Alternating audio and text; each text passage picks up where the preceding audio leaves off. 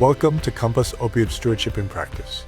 Each week, our Compass coaches will explore a real-world case, define a clinical goal, and walk through practical strategies to improve care.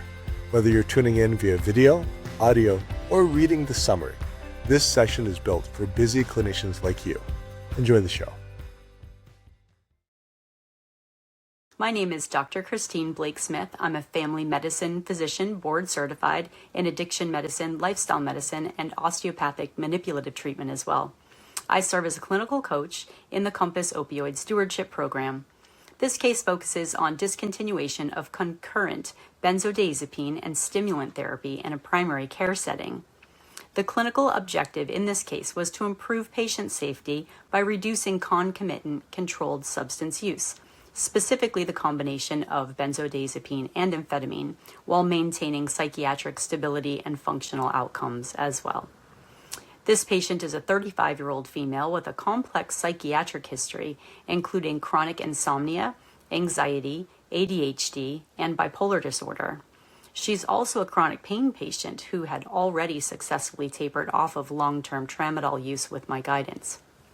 At this time, her medication regimen included alprazolam 0.5 milligram, 1/2 to 1 tablet daily as needed, and dextroamphetamine, amphetamine, 30 milligram twice per day. Over multiple visits and refill encounters, we discussed evolving safety guidance regarding the combination of benzodiazepines and stimulants. Concerns include increased risk of misuse, physiologic dependence, and overdose, as well as the potential for opposing central nervous system effects. One causes sedation and one causes stimulation. We introduced the concept of transitioning towards safer management, including tapering one of the agents, substitution with lower risk medications, or referral to psychiatry for co-management if needed. After more than a year of incremental education and anticipatory guidance, the patient contacted the office again for medication refills.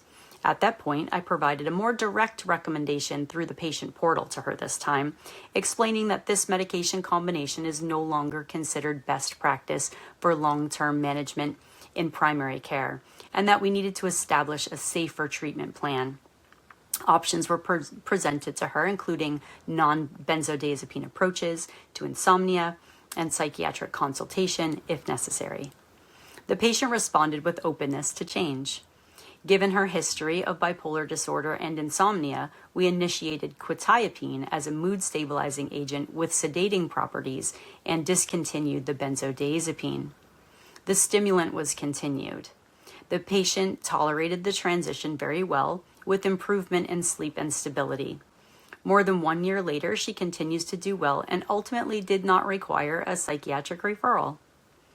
The case highlights several important principles related to controlled substance stewardship in primary care. Here are some clinical pearls I'd like to share. When treating ADHD with stimulant medications, coexisting anxiety should generally be addressed with non-benzodiazepines such as SSRIs, buspirone, psychotherapy, other medications, or behavioral interventions rather than using a benzodiazepine. Stimulant therapy can contribute to insomnia. Chronic insomnia has multiple evidence-based non-benzodiazepine treatment approaches, including cognitive behavioral therapy for insomnia, sleep hygiene interventions, circadian regulation strategies, melatonin, magnesium, and selected pharmacologic agents when indicated. The patient had already tried many of these options. Prescribing guidance and addiction medicine literature caution against benzodiazepine stimulant combinations due to elevated risk for misuse, physiologic dependence, and adverse outcomes. Therapeutic alliance is critical. A collaborative, respectful relationship increases patient willingness to consider medication changes.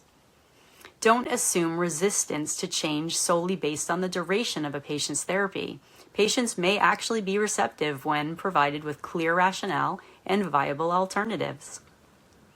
Identifying the barrier to change is quite essential. In this case, fear of worsening insomnia was the primary issue, and addressing that concern directly facilitated a successful transition. Some patients, particularly those on lower benzodiazepine doses, may transition more easily than anticipated with appropriate preparation and support. This show has been brought to you through the generous support of the Centers of Medicare and Medicaid Services. Thanks for joining this week's Compass Opiate Stewardship in Practice. Thank you for being part of the Compass Opiate Stewardship Program, and thank you for all you do caring for your patients. See you next time.